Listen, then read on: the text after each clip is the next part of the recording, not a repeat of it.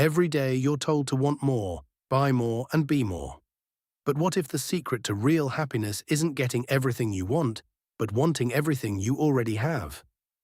Philippians 4:11-13 can completely rewire your brain for joy, even when your life feels like a total dumpster fire.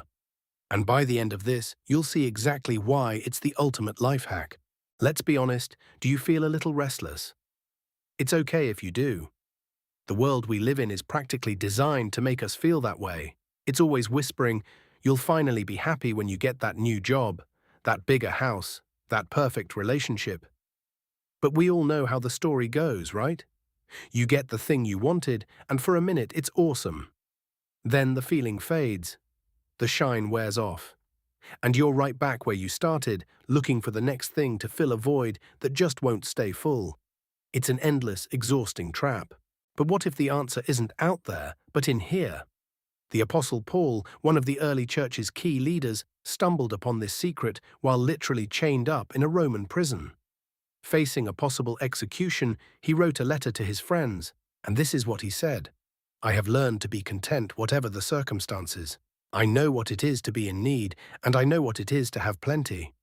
I have learned the secret of being content. I can do all this through Him who gives me strength." Just think about that for a second. A guy in a dungeon who'd been beaten, shipwrecked, and was often starving says he learned the secret to being happy no matter what. His secret wasn't some kind of tough-it-out self-sufficiency like the Stoic philosophers taught. Paul's secret was Christ's sufficiency. His strength didn't come from pretending his problems weren't real. It came from a power that was bigger than his problems. So how do we get that? Paul says he learned it, which is great news because it means it's a skill we can actually practice. It all starts with a simple, almost radical choice: gratitude. Instead of zoning in on what you're missing, you start actively thanking God for what you have. Your health, a roof over your head, a good friend. When you practice gratitude, you're literally training your brain to see God's hand at work instead of just seeing your problems. You're shifting your dependence from your circumstances to Christ's strength. True contentment isn't about having it all. It's about realizing that in Jesus, you already have everything that truly matters. If this idea of finding a joy that isn't tied to your circumstances hits home for you, do me a favor and hit that subscribe button. Let's figure this out together. So, the ultimate life hack isn't some magic formula for getting more stuff.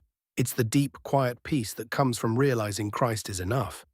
It's a confidence that holds up whether you're on a mountaintop or in a valley, because your joy isn't based on your situation, but on your source of strength. This doesn't magically make your problems vanish, but it does mean you can walk through them with a supernatural peace.